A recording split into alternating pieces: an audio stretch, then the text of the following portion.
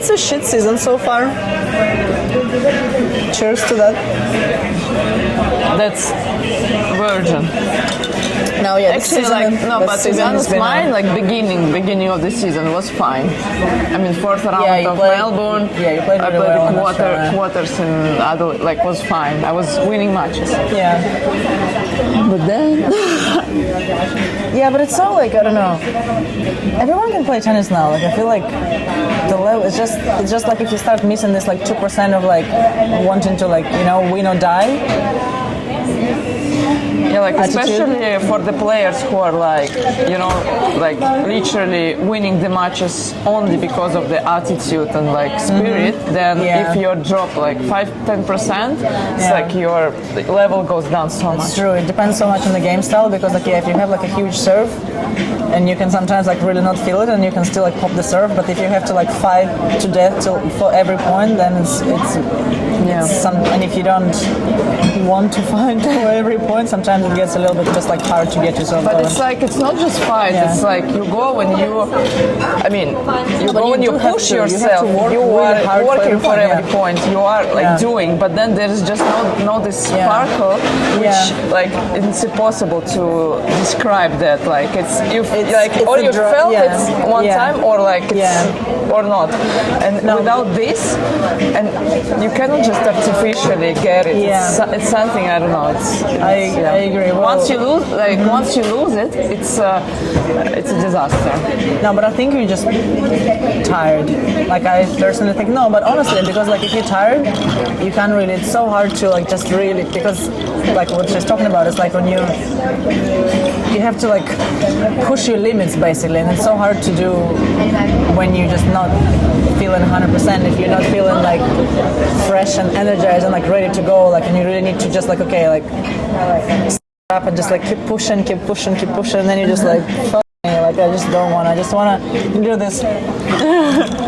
I don't want to move it. No, but the thing is, it's I know this feeling when you're completely tired. Yeah. But then you also don't want to go on court and practice, right? But me, I feel fine working. I'm not struggling with that. I'm actually on the practices, I'm enjoying, playing free and stuff. But then on court, when you're competing against each other, and it's I don't know, 4-all, or there's a moment where you have to crash with each other. This is where I'm a bit lost this this I don't know what is this I also feeling. don't know the word the drive, the kind of, I don't know, the sparkle. No, but the thing is, for I don't know, 9 years of professional career, I've been surrounded, let's say, around the people who were very pushy. If I lose the match, I knew that it's gonna be 2 hours of the, not the brainwash, but these conversations where it's everything is quite negative and stuff, and then it's 2 days of bad atmosphere because everyone is so sad and stuff, and but I mean coaches as well. This is how it's a disaster. A lot of girls would relate. When you're not scared, but then when you're kind of losing in the match and you're know that if I lose, I'm gonna have this conversation for 2 hours, and just automatically you have this turn on, and then it's you're winning, and then everything is fine. For the last couple of months, I know that if I lose, I mean there's no strategy. Your team is too nice. Yes. That's the problem. Okay. No, that's not the problem. Dear listeners and followers, so this is a prime example, apologies for interruption, but it needs to happen, of an Eastern European background, and the question that everyone asks, why people from Eastern Europe really good at sports? This is why. Because because after we lose, we get destroyed. It's now, I feel it's in our blood already. If you lose, you either run, I ran after the car once to home. Lucky my dad wasn't driving very fast. But it's something you're gonna get in trouble. Something bad is gonna happen. And if it's now, it's on your term. It's basically if you lose, and it's only no one's gonna tell you. I literally feel it's when the animal is getting out of the cage, and it's wow, but what to do?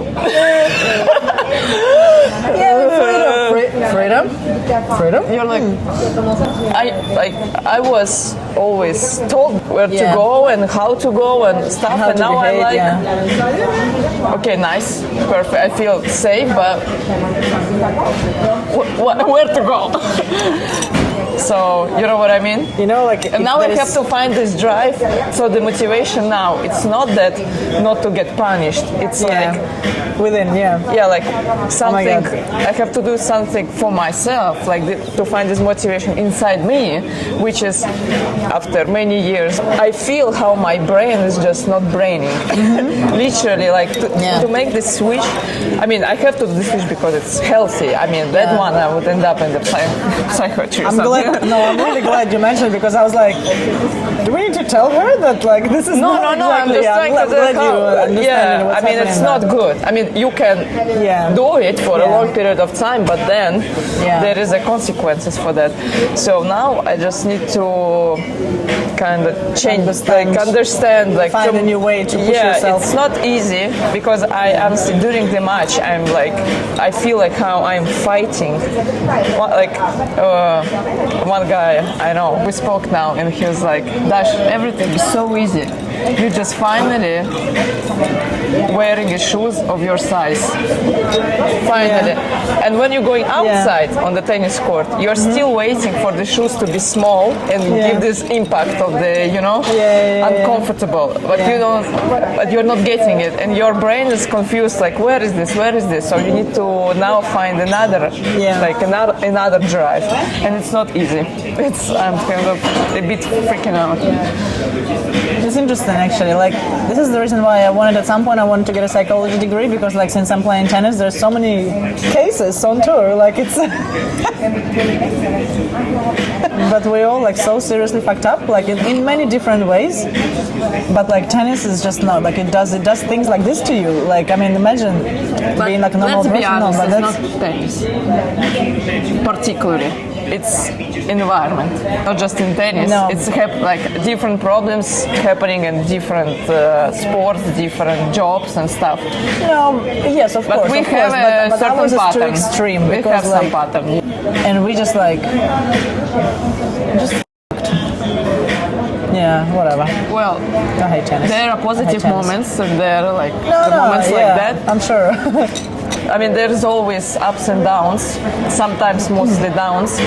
No, but it's not even mostly downs. The problem is that negative emotions are so much stronger than positive, but it's not just in tennis, that's everywhere. And for us, like if we win, it's just kind of like, oh yeah, I won, it's fine, like it's a relief, it's like it's normal, you get the job done. If you lose, it's the end of the world, like oh my god. And then so if you lose like a bit more than you usually, like this like the whole like month, half a year turns into like hell basically. And it sucks because like we can't really even celebrate the wins because like first of all you have a match tomorrow, so it's not like you can like actually be happy. It's like you're doing like your recovery, you need to like prepare for the next round. There's nothing, the positive emotions in tennis, like okay, you win the tournament. First of all, how often does that happen? If you like, you're like, you know, a couple of times, like a few times a year, if you're like really, really good. Or some people like if you don't win the title the whole year, it's also kind of normal. Like it's just some players don't win a title the whole career. Ever. And then, but you can't even like really. You still like even if you don't play next week, like there's always something to do. So you can't really just like, sit down and be like, oh my god, I'm awesome. I won a title. Let's go. Like let's celebrate. There's always like, oh my god, I need to travel somewhere. Like I need to pay for overweight for the bags. The fucking trophy doesn't fit anywhere. Like I don't know. There's always something. I feel like you just like can never just like sit down and be like, you know what? Good job, me. Cheers to me. Also, as soon as you lose a couple of matches, you're starting to think of ranking points. I'm losing at that. Then you're race. like, oh my god, it's never endless process. Never. It's like year by year, the same stuff. But it's also, it doesn't matter what you're ranking. Like I'm sure, like if you're top 10, you're probably like, oh my god, there's bonuses if you end the year top 10. If it's same as like top 15, top 20. Like if you're like 34 in the world, oh my god, I want to be sitting in slams. I need to be like 32. Yeah, but then 50, top 100, that's fucking insane because that's actually like you make a living if you're top 100. If you're outside top 100, go. yourself. I'm sure, even if it's Yeah. number one, you're so Yeah. scared to lose this position. Yeah, no, but So- like it doesn't matter if you're like 400, you have your own, like, I'm not sure, hopefully I will never know, but like you have your own problems. It's like it doesn't matter what your ranking is, like everyone like problems, mentally yeah. it's like the same. It's so no good, yeah. Love my job. It's good for you. We're going to Tuscany on Sunday. My job. Actually no, my job paid for it, so it's fine. You mean on defense? I bought myself flowers and I'm taking myself to Tuscany. So really strong, independent woman. It's not too bad.